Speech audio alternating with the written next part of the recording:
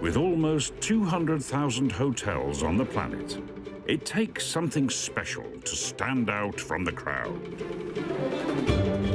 Some hotels achieve a status that goes beyond 5 stars. When you go there as a regular person, you are a celebrity. Partner service. You have everything you could possibly want.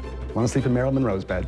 Of course you can, for $7,000 a night. And satisfy the world's most demanding guests. It is no surprise for a guest to spend anywhere between $70,000 and $90,000 on room service alone. Today, the story of one of London's most legendary hotels.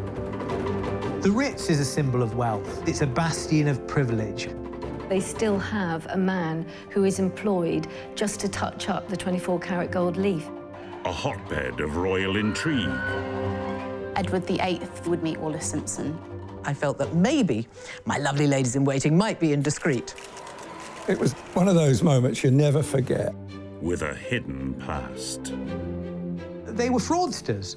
They decided to hush the whole thing up. We find out the secret of how to be one of the world's greatest hotels. The guest is always right, even if he is wrong.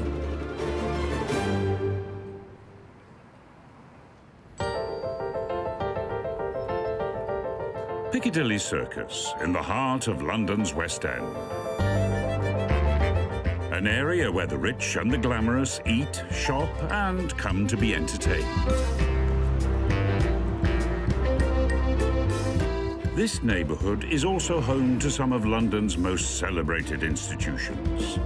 Fortnum & Mason, the Royal Academy, and probably the most famous hotel in the world.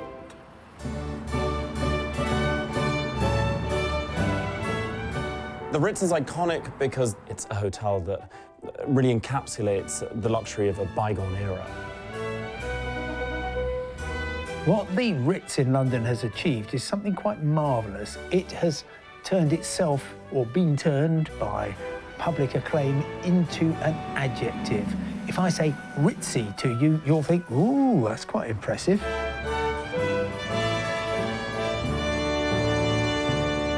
This 5-star establishment was opened on the 25th of May, 1906, and was designed to reflect the opulence of the 18th century French court. You enter the Ritz through revolving doors. It's almost like you're in a little fragment of the Palace of Versailles. Before anybody started running down the corridors with pitchforks and revolution on their mind. The palatial interior meant royalty could feel at home. Everything is gilded. Everything is this sort of eye-aching Edwardian bling. Beautiful frescoes on the ceiling, divine chandeliers. It's elegant, it's chic, and it's decidedly French. When I've gone into the Ritz, it's so over the top that, you know, you are always going to be underdressed in comparison with the decor because it's all glittering and glinting everywhere. And, you know, you sort of think, bring me a powdered wig, 10 tons of taffeta, because I need to be Marie Antoinette to be in here. It wasn't only the interior that was ostentatious. The building itself made a statement never before seen in London. It's like a building that's landed from Paris, that somehow found a home on Piccadilly. The architecture of the Ritz is revolutionary. So you can see just how the building sits on the street and sits over the pavement. Its steel frame construction, more commonly used for American skyscrapers, enabled it to rise higher than its neighbours and to perform a clever trick, creating rooms out of thin air. All of that front slice there is hovering above you as you walk down the pavement of Piccadilly. And that's because the footprint of the building is so small. It's absolutely crammed in there. It splurges over the top so that the bedroom level of the building extends over the pavement.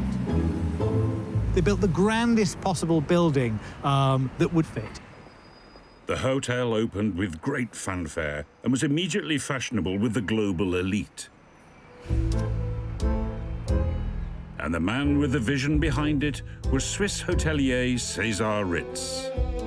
César Ritz was the greatest hotelier who ever lived.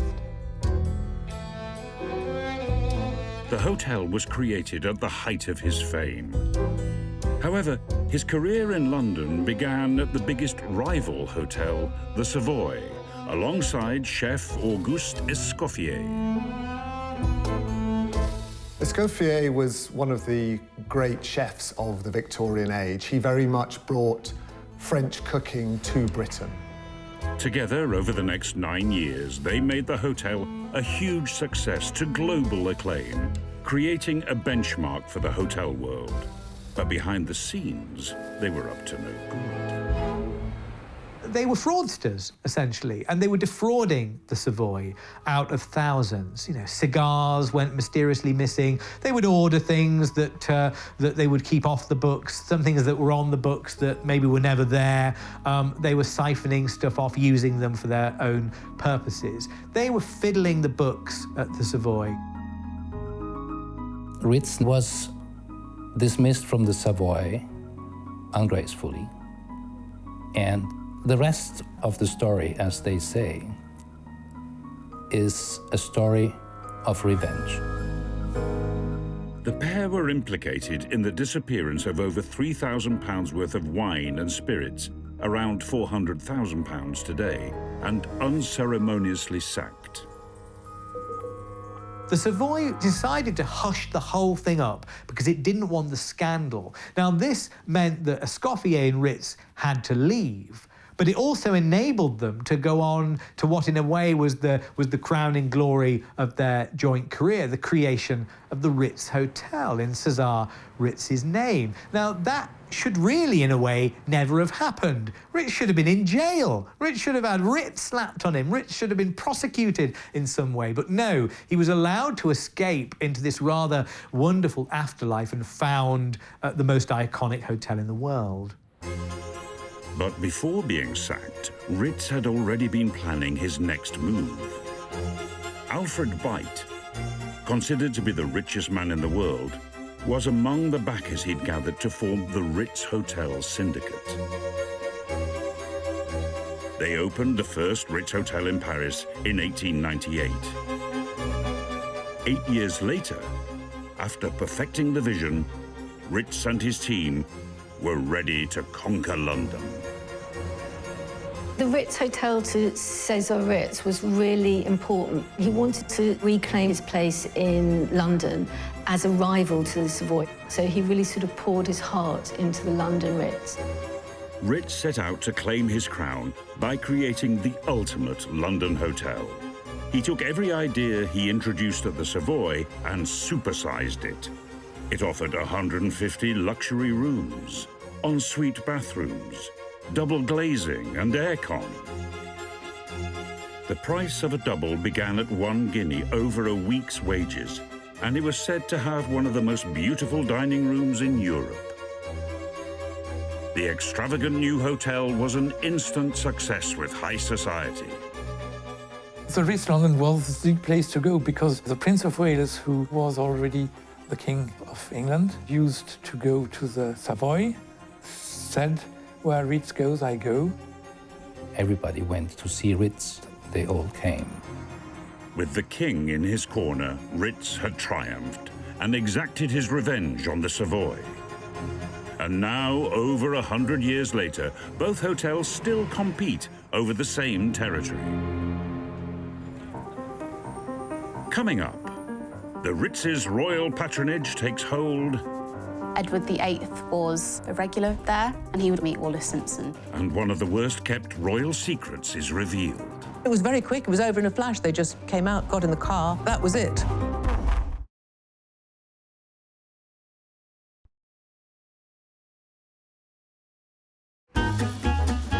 Sitting between Mayfair and London's West End, the Ritz Hotel has one of the most prestigious postcodes in London.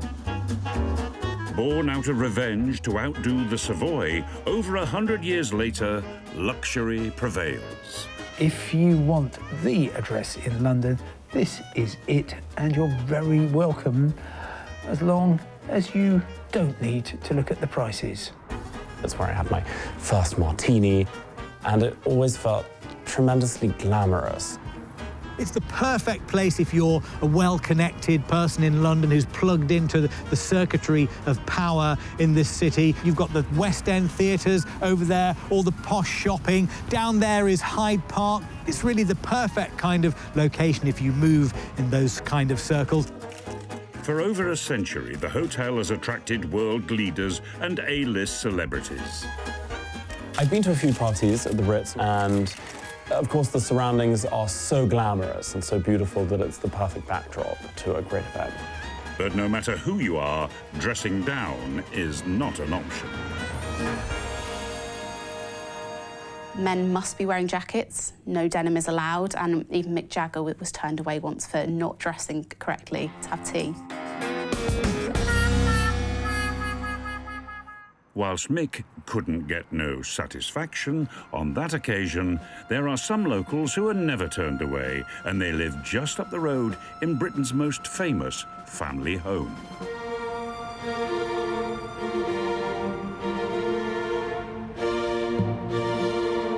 Buckingham Palace, a great iconic building and only a stone's throw, a brisk walk from the Ritz Hotel, which is why this building and that building have had such a kind of intimate relationship. You can easily walk across from Buckingham Palace to be discreet, to be cloistered over at the Ritz. And the two buildings had this kind of architectural similarity as well. They're both places that say power. They're both residences of the establishment. They're both landmarks in London. One is a real palace, one is a building that certainly thinks it's a palace. The Ritz is a very favoured venue by the royals. It's a quiet, distinguished, aristocratic elegance in which I think that the royal family feel very at home. Edward VIII was a regular there. He would dance the night away, and he would also meet Wallis Simpson in the dining room. And it's said that they would have a table close to the door in case they both needed to make a swift exit from prying eyes of high society. It was one of the Queen Mother's favourite hotels. She loved it when the pianist would play A Nightingale Sang in Berkeley Square. And if you're looking for a piece of royal gossip, where better to go?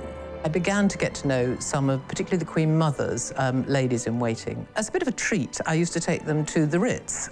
We were always given a rather lovely table, and it was just set aside a little bit from the other diners so that I felt that maybe my lovely ladies-in-waiting might be indiscreet.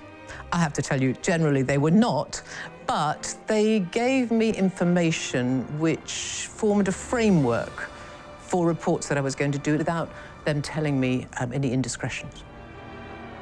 It's been so popular with British royalty, it was the first hotel in the world to be awarded a royal warrant for services to catering and banquets. And in 2006, the Queen herself hosted a dinner to mark her 80th birthday with closest friends and courtiers. Arthur Edwards has been photographing the royals for over 40 years, and the hotel was the scene for one of his most important shots. After Diana made that amazing confession, or made that great interview with Panorama, mentioning, you know, the third person in the marriage, which was Camilla, there was massive interest in Camilla. Following Diana's death in 1997, the interest in Charles and Camilla's relationship intensified, and rumours were spreading that Camilla had even met the young princes. I was always a great advocate of theirs. We, the royal rat pack, if you like, had been waiting and waiting for the moment that Charles and Camilla would become official.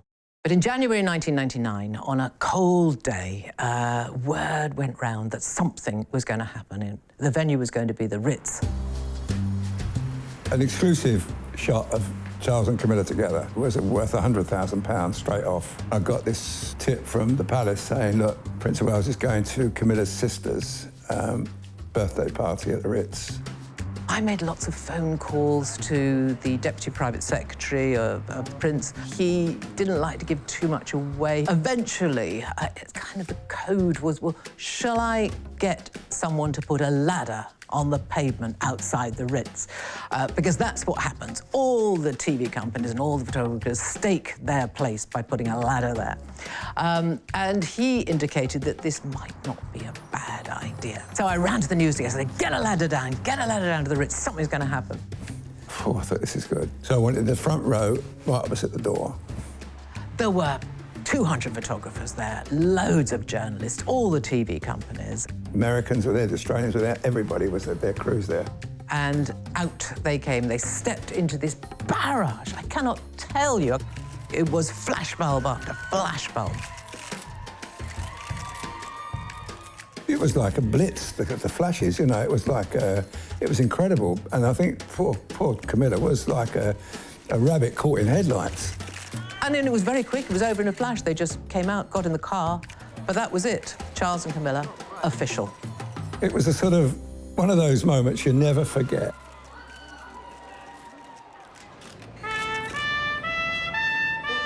For those of us who can't head back to the palace after a few shandies in the hotel's Rivoli bar, there are 112 rooms to choose from, plus 24 suites, the best of which could set you back over £10,000 a night. Rivals the Savoy, however, have recently opened their own royal suite, averaging £15,000 a night, although significantly bigger than the Ritz equivalent. The hotel may cater for the rich and famous, but its founder certainly wasn't born with a silver spoon in his mouth. Cesar Ritz comes from an extraordinarily humble background. He was one of 13 children, the son of a Swiss goat herd. I mean, it sounds like something from The Sound of Music, doesn't it? The ambitious young Cesar Ritz worked his way up the ladder in some of the best hotels on the continent, where he gathered a loyal clientele of wealthy aristocrats.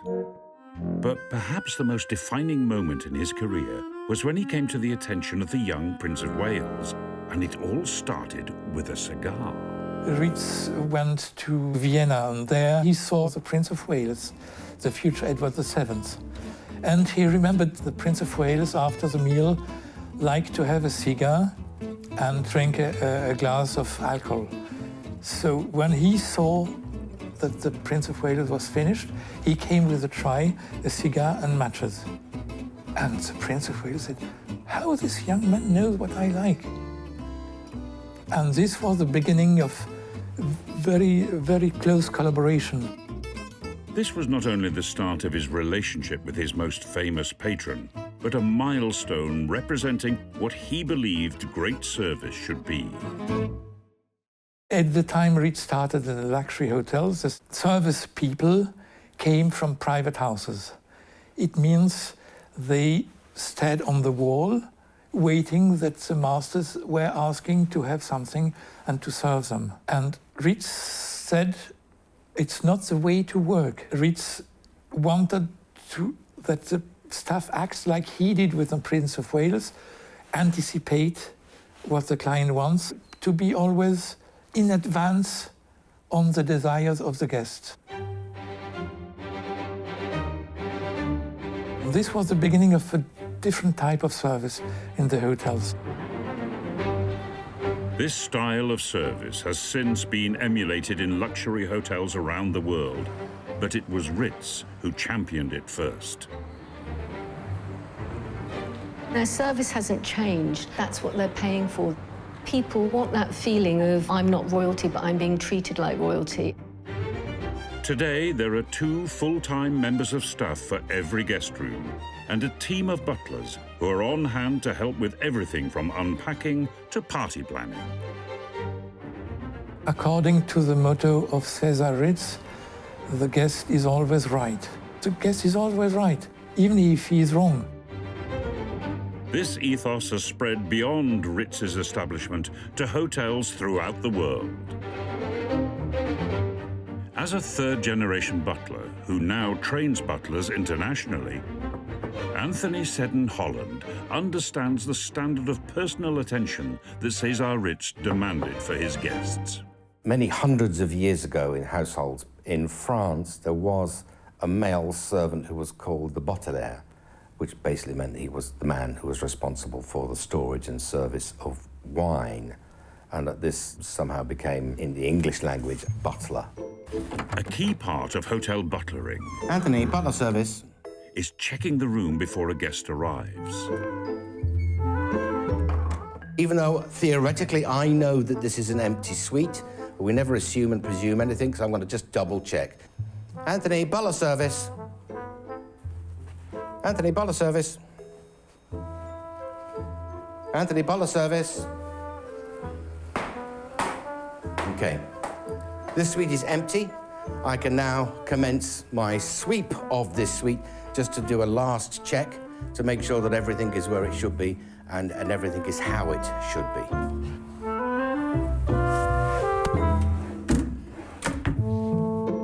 The thing that people want to see is service. When it's a butler service, people's perspective is always that that butler service is going to deliver. In a five-star world, you know, you are looking to get everything perfect. Back at the Ritz Hotel, as a five-star guest, as well as the services of a full-time butler, you can always hop into the hotel's chauffeur-driven Rolls if you fancy a spin. And true to César Ritz's wishes, the customer is still always right, whether they are or not.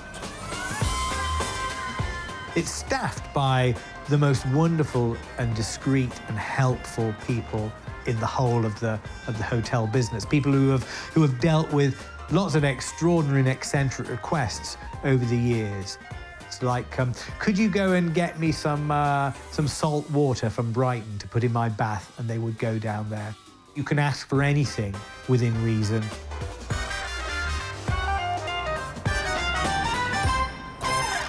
Coming up, the hotel becomes a target for the poor working classes.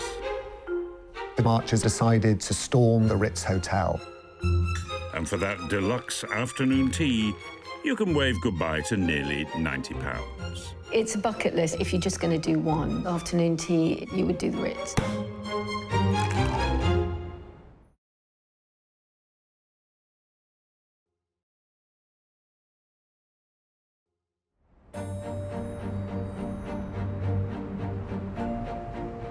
Already the darling of London's luxury hotel scene, it wasn't long before the Ritz became famous for a quintessentially British pastime.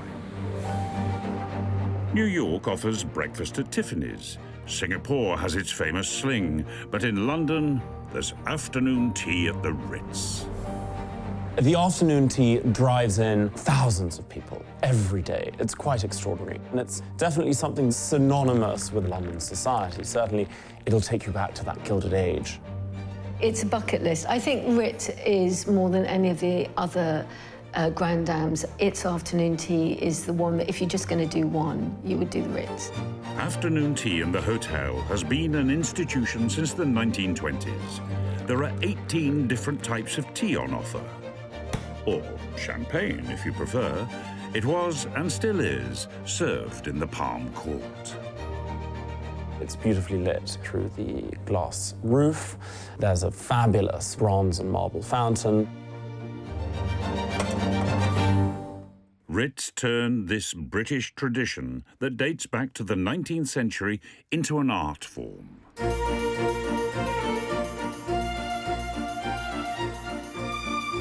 The idea behind the afternoon tea was that you would be talking, chit-chatting. Absolutely everything was designed to be held in the fingers. We have lovely, dainty cakes that can be held without crumbing.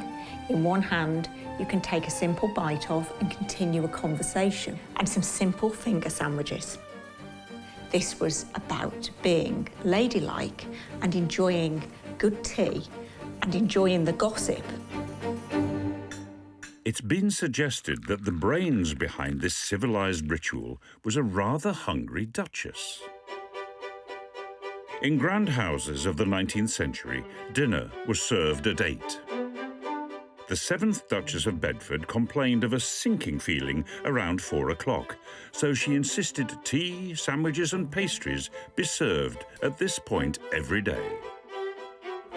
It wasn't long before the Duchess of Bedford was inviting her friends to indulge in her boudoir in this wonderful, simple feast. What she did do is popularise the idea of taking a small snack just to fill in the gap between lunch and dinner. The trend spread from the private drawing rooms of the aristocracy to chic London hotels. This was quite a big step because women were not often seen out socially. The men enjoyed their coffee houses, but for women, they were trapped indoors. So when the doors flung open on established hotels offering the opportunity of afternoon tea, this was something that was very popular and became incredibly fashionable. And nobody made it more fashionable than the Ritz. Nowadays, it's as fashionable as ever, and to accommodate the hordes, afternoon tea is now served well into the evening. Having tempted women from their boudoirs to the Palm Court for tea, Ritz wanted to make the most of this lucrative clientele. Ritz wanted to attract a bigger female clientele. Particularly, he wanted to attract women who would come and dine unescorted, which was a bit of a taboo in that period. To convince women to dine in the hotel restaurant, Ritz had a trick up his sleeve.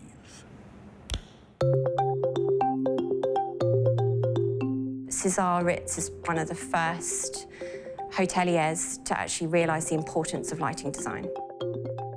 Lighting is incredibly important. It affects everyone's mood, it affects the ambience of a space, it can dramatically change an atmosphere. Nowadays, we've got an endless wealth of technology, new light sources that can be used, LEDs, colour tones, even ones that are programmed on your mood and how you arrive to a space.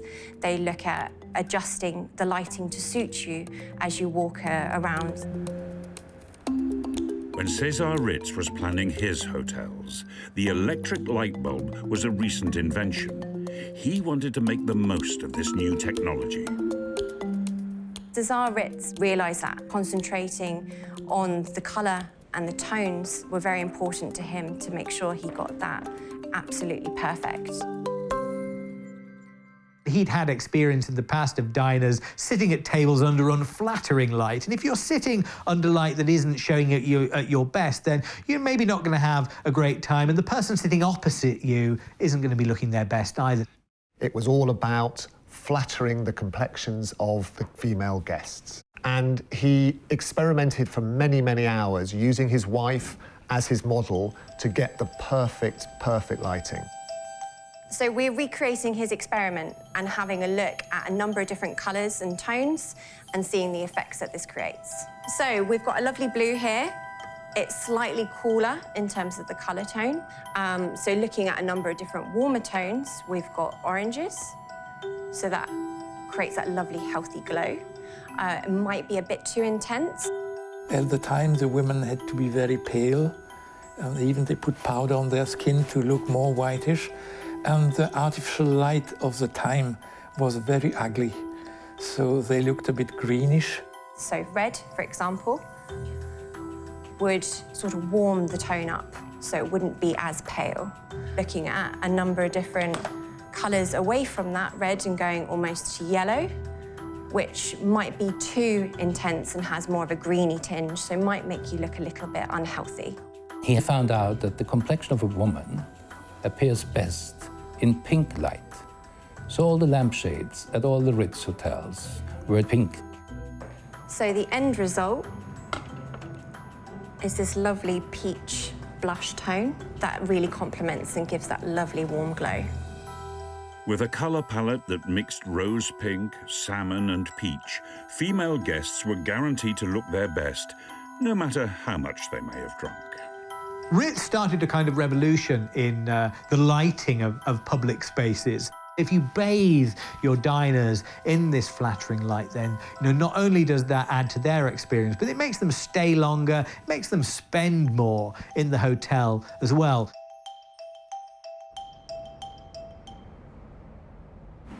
Creative lighting's one thing, but it's great food that gets bums on seats. And today, it's the creations coming from the kitchen that the hotel's most famous for. I don't think the Ritz would be what it is today if it hadn't had such an amazing restaurant. They've got their first Michelin star a few years ago. So yeah, it's still a sort of defining luxury dining in London. When you visit the Ritz, you sit down for dinner, and there is a kind of choreography about it. There's a kind of simultaneity about what goes on. You're served by more than one person, so that 2 waiters will arrive at your table and metal cloches will cover the food, and at a very precise moment they will be whipped off. And it's really like attending a kind of opening night. You feel that something special has been generated just for you, that almost like a magic act is being performed at your table.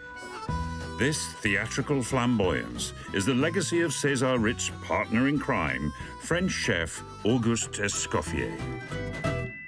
Escoffier and César Ritz were very much a double act. Escoffier in the kitchens, turning out the most exquisite food. Ritz ruling the restaurant and the hotel and making sure that his guests had their every need catered to.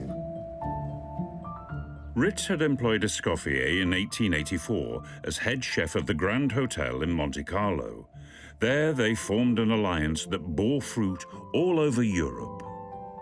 Ritz and his ally Escoffier really transformed the way that the modern hotel works. They invented it, really. César Ritz was the man who kind of looked after the public domain of the hotel. And down below in the kitchen, Escoffier reorganized how you work in a kitchen along military lines.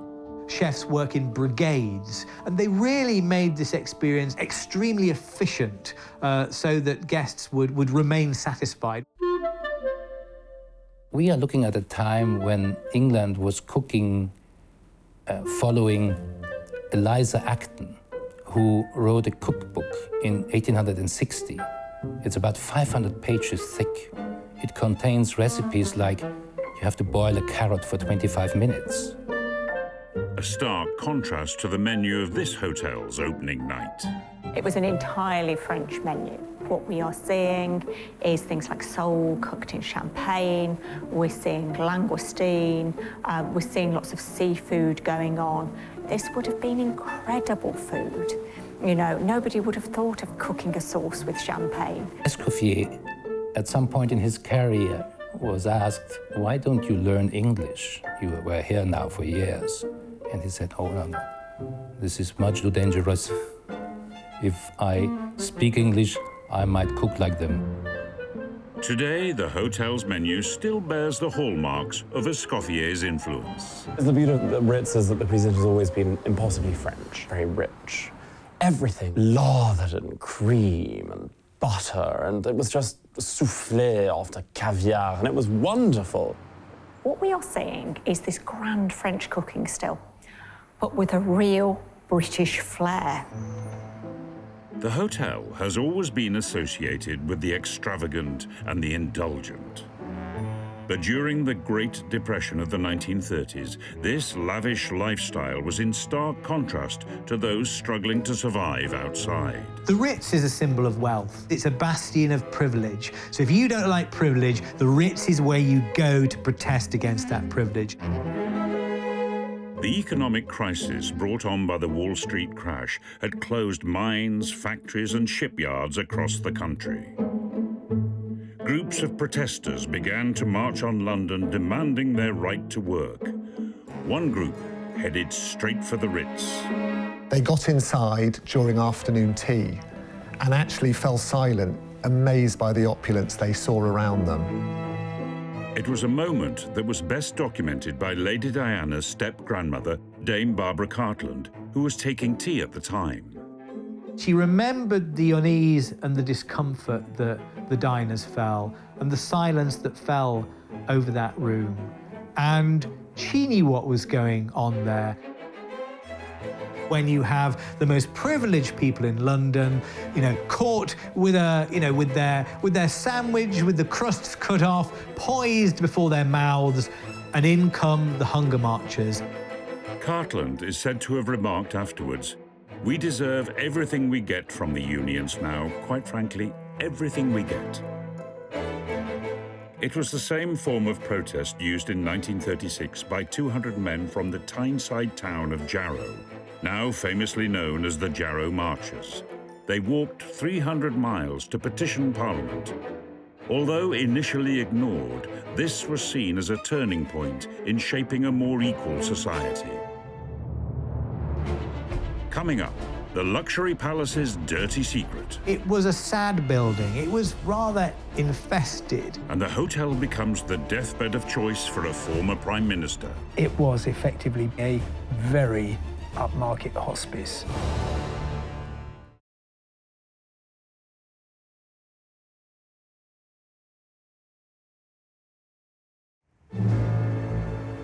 The Ritz Hotel has been presiding over this busy corner of central London for over a century. Every time I go through the door, I feel as though I'm entering a world in which everything is easy, everything is smooth, everything is much more relaxed than it is just outside on bustling Piccadilly. During the Second World War, London became a haven for governments in exile, and royal families from across Europe set up residence in the city's great hotels, with the hotel on Piccadilly a popular choice. The Ritz did attract a fairly fancy clientele, some of whom were rather dodgy. The most celebrated wartime resident of the Ritz Hotel was King Zog of Albania. The Albanian royal family came over to the Ritz. It was rumoured that they paid their bills there in gold bullion that they brought with them in their luggage from the National Bank of Albania. The Ritz was built with what was then a very novel steel frame construction. They closed off the top 2 floors of the hotel, meaning that the rest of the building was considered a very safe place, both to sleep and to enjoy yourself. When the air raids came, people simply went to the lower floors and were quite happy in the knowledge that bombs wouldn't get through. The Ritz became very much a melting pot and a meeting place. And with the hotel's reputation for discretion, it developed its own subculture. During the Second World War, it becomes a kind of haven for what we would call gay culture. However, this wartime opportunity was more risky for some. There was a kind of anxiety about the security problem of that and the blackmail problem, because the Ritz was kind of the staff canteen for many in the security services. MI5's wartime HQ was just around the corner, so that was who was down there as well. After the war, the once glittering London hotel started to lose some of its glamour. There are moments from the past of the Ritz, in the 60s and 70s, where people in very expensive rooms would be ringing down to the concierge and saying, "There are some rats dancing a ballet in my room." It was a sad building. It was rather infested, and it also didn't treat its architectural heritage very well.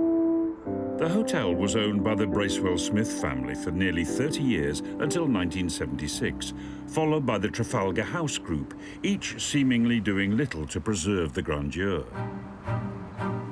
But in 1995, the billionaire Barclay brothers came to the rescue, buying the hotel for £75 million and spending a further £40 million on a full-scale refurbishment. It was rescued and returned to that kind of gilded state. So it looks very sharp and it looks very beautiful now. My favourite room, without a shadow of a doubt, is the so-called banqueting room.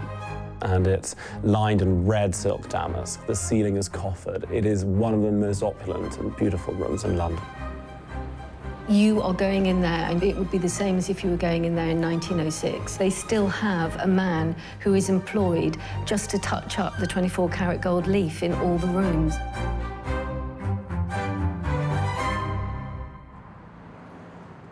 Its grandeur has always attracted those in power. Being relatively close to Westminster, as well, of course, as Buckingham Palace, the Ritz has also been very important for politicians. They greatly enjoy conducting their social and sometimes political lives there. It was a favourite of former Prime Minister Margaret Thatcher, who would spend the final 3 months of her life there. When Margaret Thatcher moved in for the last weeks, months of her life, it was effectively being a very upmarket hospice. She was not expected to recover. She was not expected to be moving out. The owners simply said, stay here as long as you can.